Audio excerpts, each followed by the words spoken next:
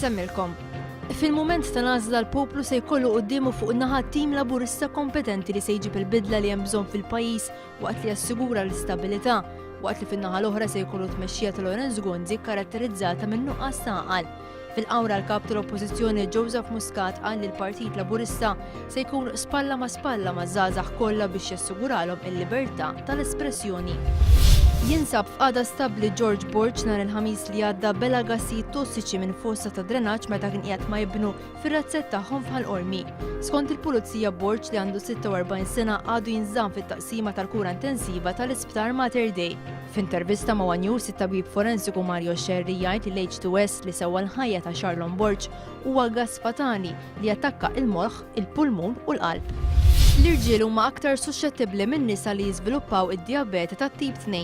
Dan ħareġ minn studju li jagħmlu grupp ta' riċerkaturi mill-Università ta' Glasgow.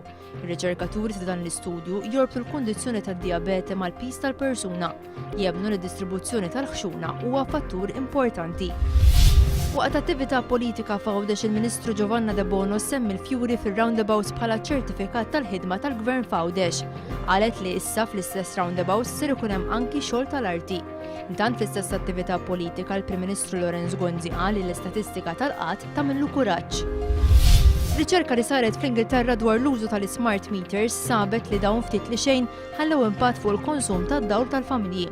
L-ispiża ta' madwar 13 biljun euro fuq dawn il-meters se tkun qed tinġar mill-familji Ingliżi b'żidiet li se jsibu fil-kontijiet tagħhom.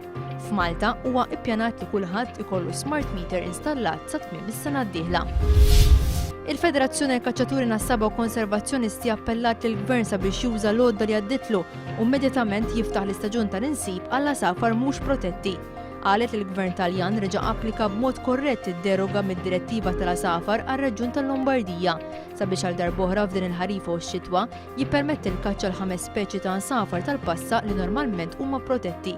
L-FKK qalet li nas-saba tal-asafar tal-għana kull ma tistennew mill-Gvern Malti huwa li japplika deroga b'mod korrett sabiex jippermetti nsib fil-ħarifa u x-xitwa għal numru żgħir ħafna ta' safar ħdejn dak li jiġri fl-Italja biss. Fin-New Zealand, il-Prim Ministru John Key jgħid li jeżistu mis-suqsijiet dwar x'wassal biex il-vapur MV Rena inkalja ma' waħda mill-isbaħ kosti tal-pajjiż. Iż-żejt li ħareġ minn MV Rena infirex madwar 5 kilometri.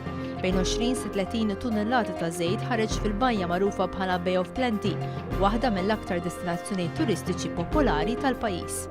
One News jerġgħu jkun magħkom fis-7 tal-lejla.